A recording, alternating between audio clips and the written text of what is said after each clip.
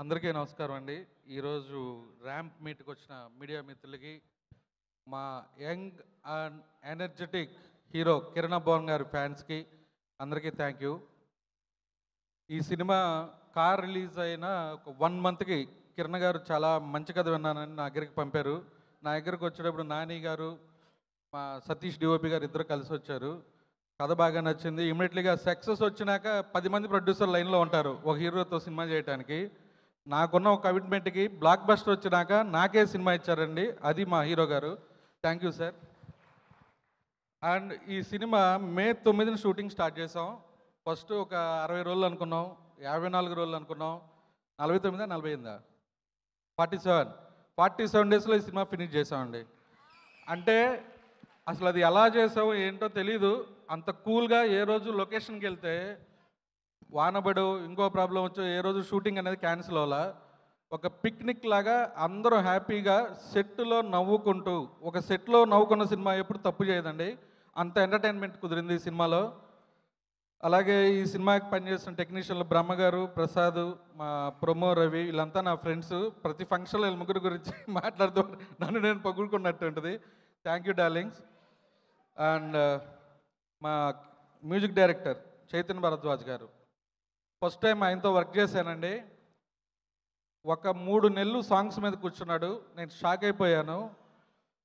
RR కొట్టారు, next లెవెల్లో కొట్టారండి. ప్రతి సీన్లో ఒక పాట వింటున్నట్టు కమ్మగా హాయిగా ఉంది. ఇప్పుడు సినిమా 3 సార్లు చూశాను సార్. మీ ఆర్ఆర్ వల్ల నెక్స్ట్ లెవెల్కి వెళ్ళింది. మీతో అందుకే మెనీ మోర్ ఫిలిమ్స్ నేను వర్క్ చేస్తున్నాం. నెక్స్ట్ 2 సినిమాలు కూడా మనం వర్క్ చేస్తున్నాం, మీకు తెలుసు అది.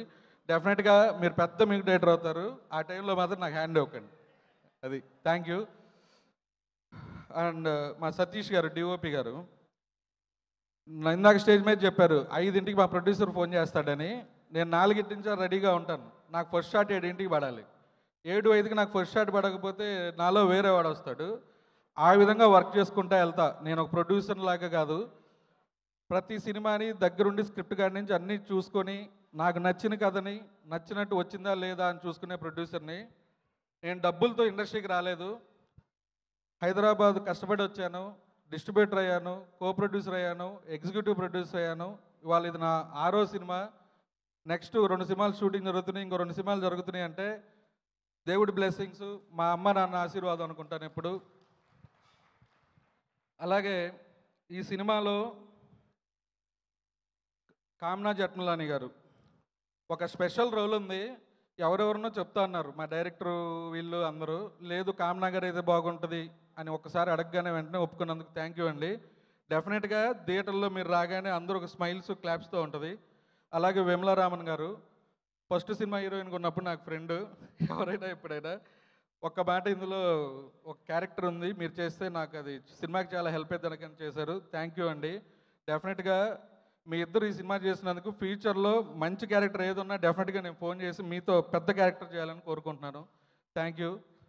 ఈ సినిమాలో పనిచేసిన ఆర్టిస్టులు అందరూ మురళీధర్ గారు కానీ, సాయి కుమార్ కానీ, వెన్నెల్ కిషోర్ కానీ, మా నరేష్ గారు, వీళ్ళందరూ నాకు ఫ్యామిలీ లాగండి. నరేష్ గారు అంటే ఏ కథ విన్నా నరేష్ గారికి ఇందులో ఏముంటుంది.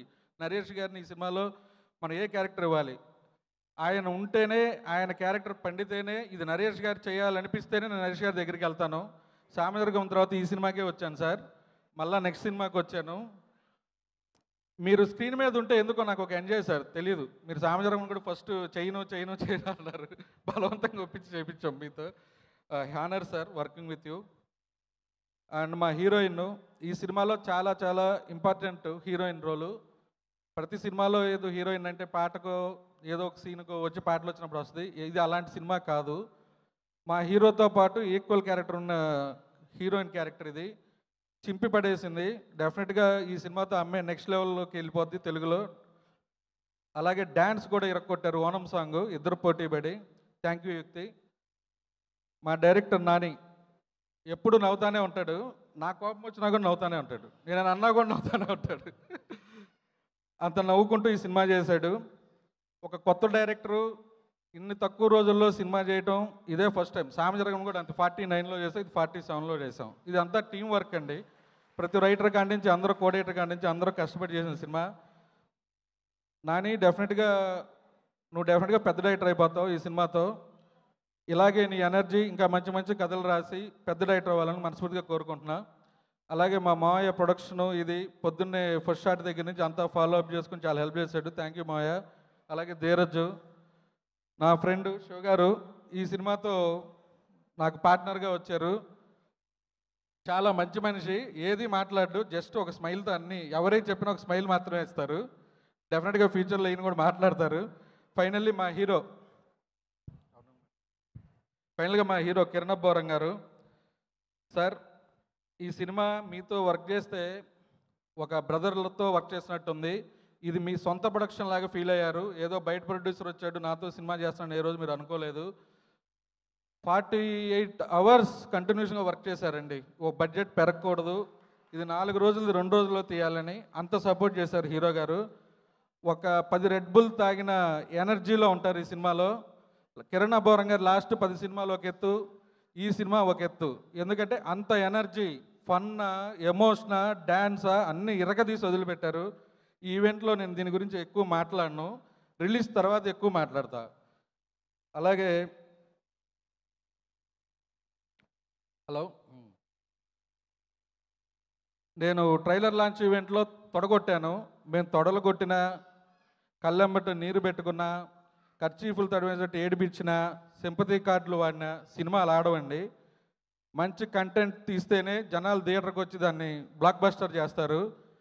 అలాగే ఈ దీపావళికి వస్తున్న అన్ని సినిమాలు ఆడాలి.